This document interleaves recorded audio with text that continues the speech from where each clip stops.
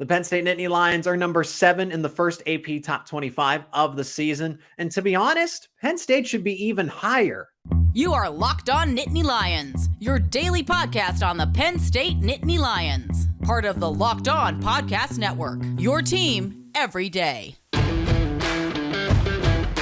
That is right. You are Locked On Nittany Lions. Thanks so much for making us your first listen and watch every single day. We are free and available wherever you get your podcast. Part of the Locked On Podcast Network, where it is your team every single day. I'm Zach Seyko. I'm your host of the show, and I am joined once again by Penn State Rivals contributor, recruiting analyst for the site, HappyValleyInsider.com, and that is Dylan Callaghan-Croley, back on the show to not talk so much recruiting here, Dylan, but now we get to actually talk about Penn State football. I really go through the news and analyze what Penn State is as the number 7 team in the top 25. Number 7, AP Top 25 preseason is out officially. We're not going to go through all 25 teams, but Penn State, I think, getting a lot of respect here when it comes to the top 25 being inside the top 10. Now they're coming off of a Rose Bowl win. There are some other teams that I think, LSU, USC being ranked ahead. Personally, I can see them beating an LSU team. USC they're a good football team with Caleb Williams still. And I think that had it not been for injuries late down the stretch against Utah, that they would have made it to the college football playoff. But besides the point, I could see them beating a Brian Kelly LSU team. So they're right in that range of just outside of the top 5. Probably the highest I would put them is at 5 in a perfect world, but 7's a good start. Yeah, it's a great start for Penn State. I mean, the AP and the coaches poll here are consensus that Penn State is, the number 7 team in the country heading into the season. And I think if you're Penn State, that's a very respectable place to be. I mean, you look at who's ahead of Penn State in those 2 rankings, but especially the AP poll. It's all the same teams. It's just a matter of the order that they're in. But I think you could comfortably make our argument for all those teams to be ahead of Penn State. I think Penn State could beat a couple of those teams ahead of them as well. Yep. But yeah, I think for Penn State, you have to be happy about, if you're a Penn State fan, you have to be happy about where the Nittany Lions are heading into the season in the AP poll. Of course, if we ask James Franklin, he's going to say he doesn't really care. It's all about going 1-0 on the field and beating West Virginia come September 2nd. But yeah, definitely a great spot for the Nittany Lions here as we end the season. Yeah, I mean, Georgia's number 1. We kind of figured that. Michigan getting some first place votes as well. Number 3, Ohio State. According to the AP, they're going to give them 1 first place vote. Alabama doesn't get any. I think the quarterback situation there makes things a little bit murky, and it should for Ohio State as well. Alabama seems to be the national television talk when it comes to quarterback problems. I guess no consensus on who the starter is going to be. Everyone assumes it's going to be Drew Aller for Penn State. And then LSU, USC, they make sense to an extent, but I really do see, I view Penn State as the 5th best team in the country over LSU. I think a USC game would be closer, and those games, you play them 10 times, they'd win maybe 5 apiece, right? They'd be split down the middle there, but sure. I do see Penn State as the better football team just because did USC fix its defense? More importantly, did they fix their offensive line problems? Because Caleb Williams had to ad-lib a lot of things in tough games, and Penn State beats them in the front 7. They beat them in running back. They beat I think Caleb Williams is a more proven quarterback than a Drew Aller. I mean, he's going to be the number 1 pick in next year's draft, and Aller still needs to solidify himself as a quarterback prospect for the pros. But I don't know. I think that Penn State really is the 5th best team. I don't know. I think they have it a little more together than Ohio State at this point, too, because Ohio State doesn't have an answer at the quarterback spot. And it seems like things are murkier for them between Devin Brown and Kyle McCord. Yeah, I think that's what makes this season so intriguing for Penn State is I think you can absolutely rank Penn State ahead of some of these teams. The only teams that I have a hard time seeing Penn State beaten if they play today. And now, don't get me wrong, all these teams would be challenging. Any team in the top 15 would be an incredibly challenging game for Penn State. But I think you can make an argument for Penn State out of the top 6 teams of being able to beat an Ohio State, an LSU, a USC. Now, I think it's a little more difficult Georgia, Michigan, Alabama, all those three teams are built very similar. Penn State is built to beat the USCs, the LSU, Ohio States of the world. As we've seen in the past, they're very competitive with Ohio State, but Penn State goes up against a more, run it down your throat, beat you with pure strength type of team like a Michigan. It doesn't go as well for them. So I think they would have a hard time beating, Georgia, Michigan, Alabama. But I absolutely think Penn State could beat, Ohio State, LSU, USC. And I personally would have had the Nittany Lions probably in that 5 or 6 spot. I definitely think I would have them above USC just because I think I know Caleb Williams is, arguably the best player in the country. Marvin Harrison Jr. has that, argument as well. But that USC defense just doesn't move the needle for me. No. They may be able to put up 40 points per game, but can they stop a nosebleed? That's going to be the question this season. Yeah. So I like Penn State's defense over USC's defense there by far. And if Drew is the quarterback we think he can be, there's still a big separation, but I think that would help quite a bit. And then LSU's tough just because last year was such a big difference from their 2021 season. So it's hard to gauge them for me, but I think Penn State could absolutely beat LSU as well. Very similar teams, really, overall, too. Yeah, and if you look at the top 7, according to the AP, they're either all SEC teams or Big Ten to be eventual teams, right? These are all SEC. So that's just how the dynamic is changing. Now, looking down, I'm not going to name the rest of the top 25, but I'm glad that Penn State, at least the media, is looking at them and saying they're better than Florida State at this point. Clemson, Washington, Texas, Tennessee, Notre Dame, Utah. If any of those teams had been ranked ahead of Penn State, this would have been a lot more of a tirade sort of rant than a more nuanced one. Yeah, absolutely. I think Penn State was shown pretty strong respect by the media in this poll. Because like I said, I think you can argue those 5, 6, 7 spots, but I don't think there's an argument that maybe you can make an argument for some of them, but I'm pretty confident that Penn State's better than everybody who's ranked underneath them, especially Florida State, Clemson, Washington.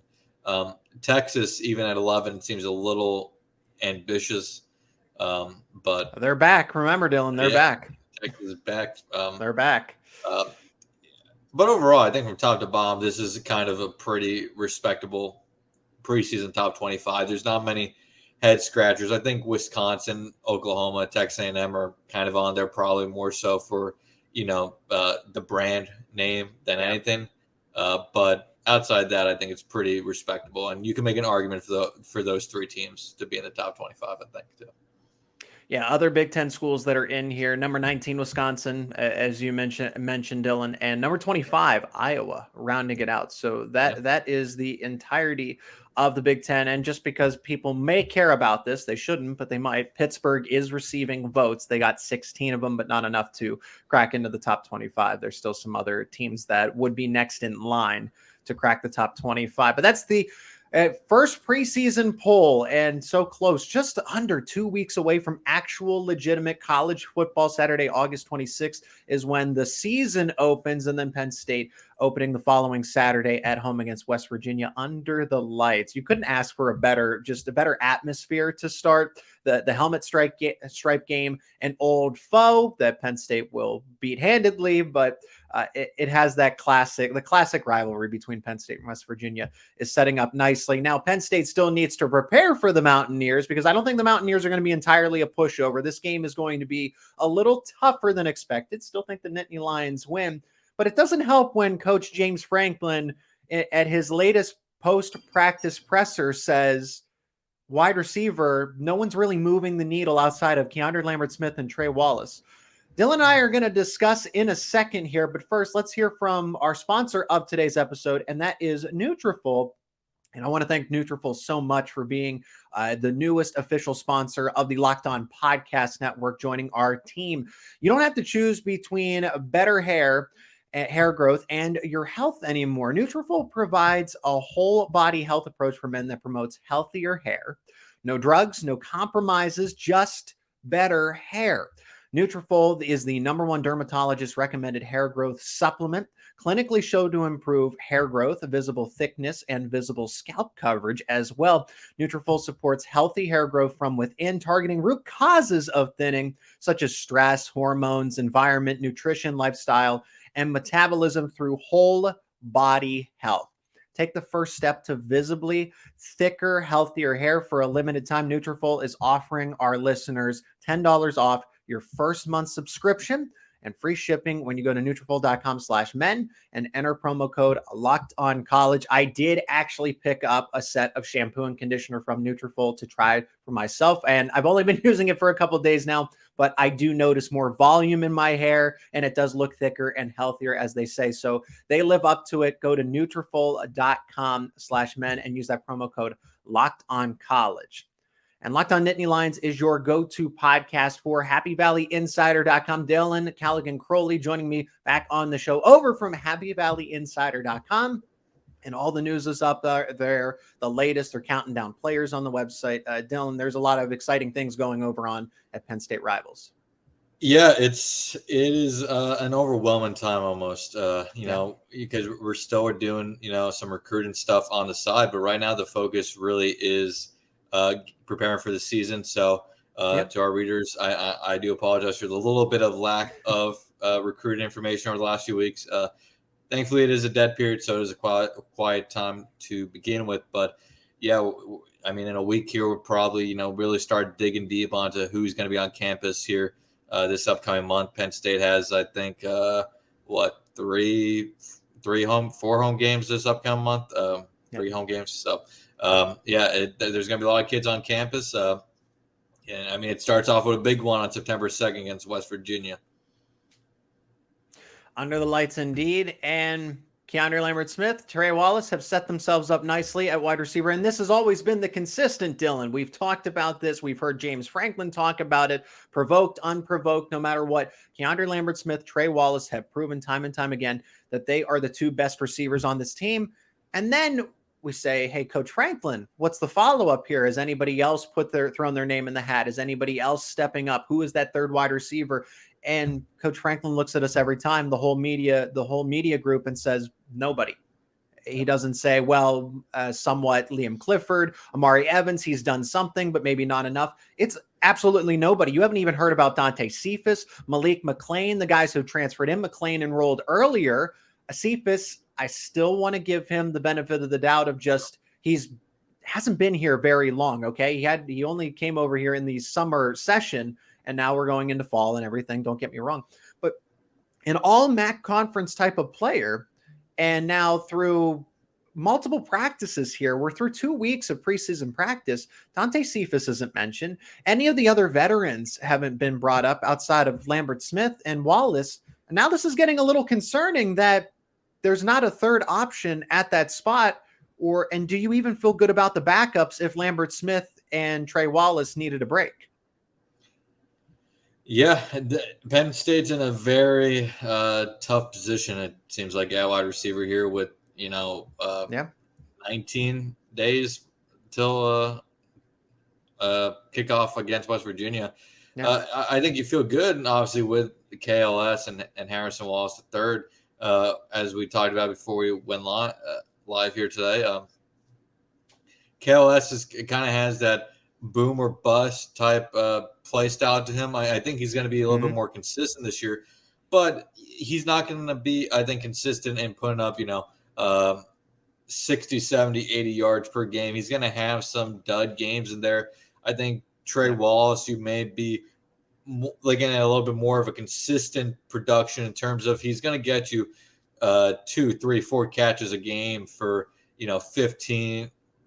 12 to 15 yards per completion. Yeah. He'll have a nice little day, but he's not going to light up the box score either, at least the way that KLS could do so on his good days.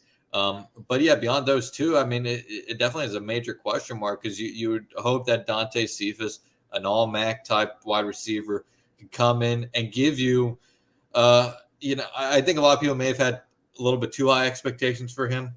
But, I mean, if he could come in and give you even a portion of what Mitchell Tinsley gave them last year, I think that would be big for the Nittany Lions. I mean, Mitchell Tinsley had a pretty good season for them last year. I think he probably went underrated for the most part. So, even asking him to come in and give what Mitchell Tinsley did fully, maybe asking a little bit on the higher side, but I think it's still well in his range. But definitely, I think maybe he's not what you expected week 1 against West Virginia, but I think if you're Penn State, you're in a situation where you have 3-4 weeks there in the beginning of the season. I know Illinois is tough, but I think the real first challenge of the season is going to be Iowa. So, I mean, you have a few weeks there to kind of figure this out in live game sessions. Because and obviously James Franklin and coach staff knows this, but it's also worth noting that I really do also think that the best defense these guys are going to go up against outside of Michigan is probably the defense they're facing in practice every single day. Yeah. Michigan has a pretty good defense themselves. Iowa's, very good as well, but this Penn State defense is one of the best in the nation. So it's definitely hard, I imagine, for these wide receivers to go up against the likes of Kalen King, Johnny Dixon, list goes on, of course, but definitely would like, I think if you're Penn State beyond Dante Cephas, Amari Evans to take that next step. That's a guy that a lot of people were talking about this offseason. Liam Clifford, not a guy who's going to probably, put up a ton of numbers, but can he be a productive slot guy? And then Malik McClain, I think, is kind of this X factor because he has all the tools to be a dominant wide receiver. But can he put it together on the field? So, unfortunately for Penn State, wide receiver is their biggest question mark coming in on offense, and it still seems that a little over 2 weeks away, it's still a major question mark. And Drew, I think, is the type of quarterback that can make the guys around him better, but at the same time, he's going to need a little bit of something from the rest of this unit outside of Lambert-Smith and Trey Wallace. Well, this almost changes my projections a little bit because at least I thought we would get some praise like, hey, Dante Cephas is coming along. It's been a short amount of time. He just has to learn the play. He just has to learn the playbook a little better, establish some more chemistry with Drew. But I'm starting to get the impression that, I think Dante Cephas is going to have a much better second half of the season as opposed to the first because he's still going to have to get situated. But for Penn State, it's not like Penn State can't overcome this, okay? If Wallace and Lambert-Smith are your only viable guys at this point in time, and maybe through the first few weeks of the season, then you just run more 12 personnel because James Franklin hasn't been shy to praise the tight ends. You might even be able to run 3 tight end sets because at the post-practice presser for Monday, August 14th, he said Khalil Dinkins has had one of the best off seasons he's seen across the entire board. So Theo Johnson, Tyler Warren, and Khalil Dinkins are options for them at tight end. Why not play all 3 and save the 3 receiver sets, the 4 receiver sets for another type of game? Because I don't think you need them here with what you have, especially in Theo Johnson and Tyler Warren. Just run more 12, run the ball more, and I think that's what we're going to see from Penn State. Not as much 3 wide receiver sets, but if they are going to trot out 3 wide receivers, I don't know that it's going to be Dante Cephas, the first one out there anymore. I think KeAndre Lambert-Smith will now be the X. Harrison Wallace, Trey Wallace will be the Z. And then in the slot, you got to go with Liam Clifford or Caden. I don't think Caden Saunders is quite there just yet. I think it is Liam Clifford if you had to put a slot receiver out there today, right now. Yeah, I think so, because I think if Caden made that jump, we probably would have heard it by now.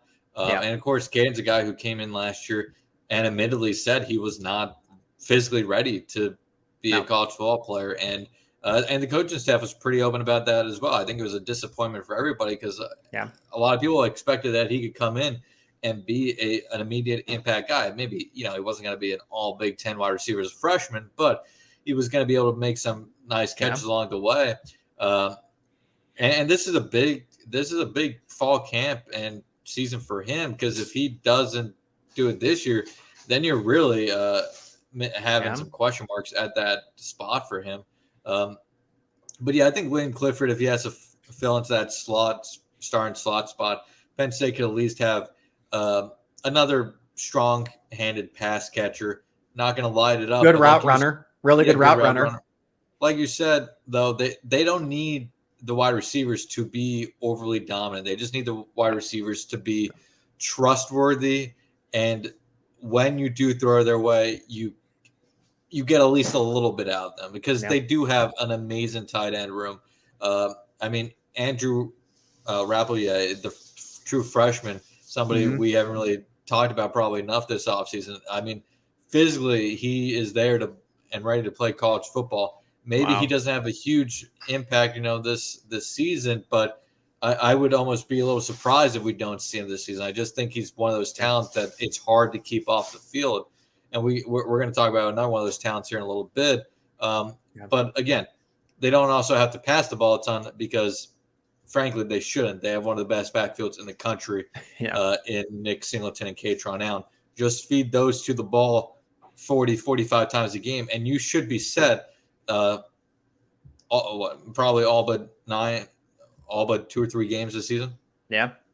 And on top of that, you can use Singleton and Allen now in the passing game. Coach Yursich has said this. James Franklin has said this. We've seen it in short snapshots at practice, 10 to 15 minutes. But Singleton and Allen are lining up on the outside in wide receiver drills, essentially as true wide receivers, not little quick screens, not swing passes out of the backfield, running back shoulder routes in the end zone to prepare them to motion out. So you have more than just your WR depth chart, right? You have more than just your wide receivers. Tight ends and running backs can be receivers as well. So it's not the end of the day, but also at the same time, the fact that what happens if KeAndre Lambert-Smith or Trey Wallace happen to go down with injury or unavailable? Just need a couple snaps off, and you need Penn State to put together a 2-minute drive. You can't run the football from one side of the field all the way down to the other in crunch time, especially when you don't get that clock to stop on first down. But I'm glad you teased it, Dylan, because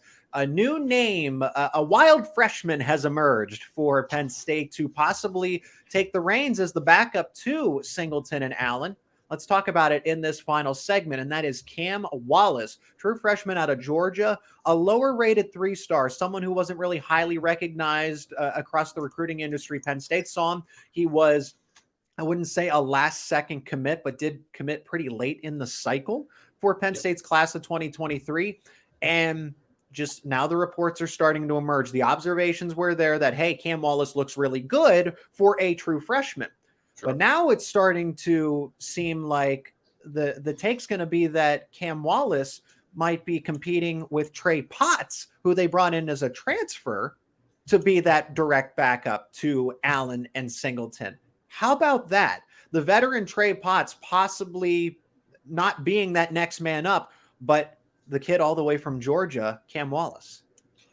Yeah, and just a little bit more background. Wallace was a guy that they identified in mid-October last year.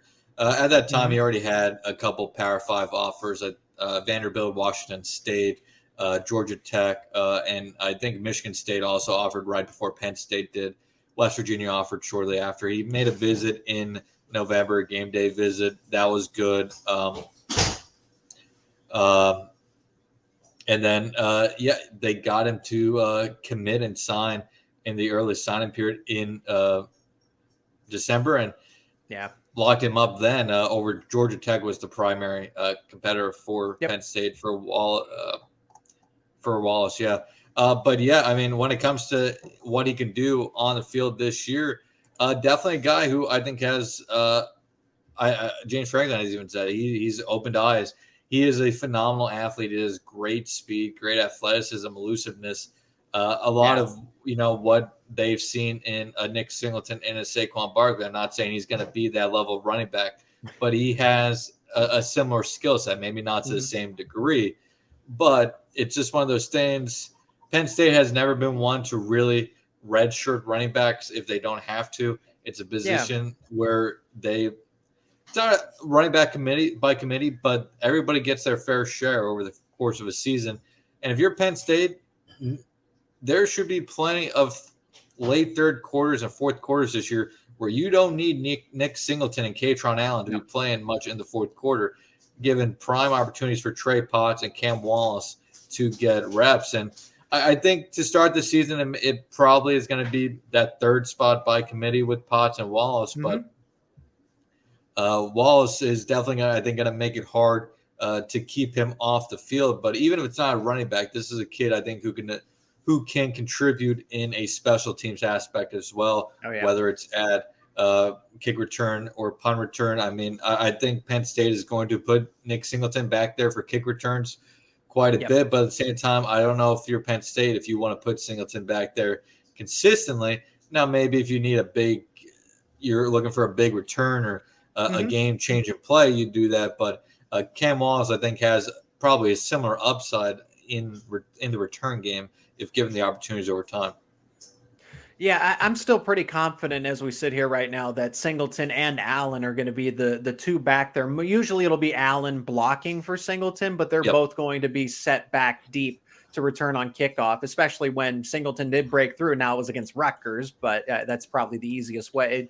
But you could feel that one coming all season long. It was a matter of time. Exactly. He was due. So bring him back, and he's still to a point. Now, if it does get more – Saquon Barkley was used in an interesting way that year to see if you could get him into the really thick into the Heisman conversation. Yep. He had the touchdown against Indiana. He had the touchdown against Ohio State, those kick returns. So you don't want to take that element away, but you also need to consider, okay, do we really put him out there on the field too much? Really, you don't want to exhaust it because he's more valuable in the ground game and not just necessarily on a few kickoffs, especially when the team's probably going to kick away from him. They're going to respect Singleton and Allen in the return game itself. But Cam Wallace, I'm glad that you brought up his explosiveness, his speed. He's faster than Trey Potts. He's probably the next fastest back out of all of them aside from Singleton. I'd say he's probably a little bit faster than because Kaytron Allen's more of a power runner. Singleton's your all-around guy. But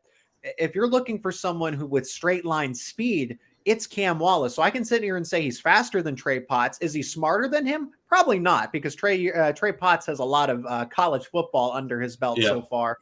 And Cam Wallace just, he didn't enroll early either. He came onto campus in the summer. So the progression he's made is all the much more impressive for Wallace. I do think down the stretch of the season, he's going with Singleton and Allen, they're going to play a lot more reps on the football field together. We are going to see Mike Yurcich roll out offensive formations where Singleton and Allen are on the field in more than just the T formation. You're going to see them motion out. You're going to see them to be each hip of Aller.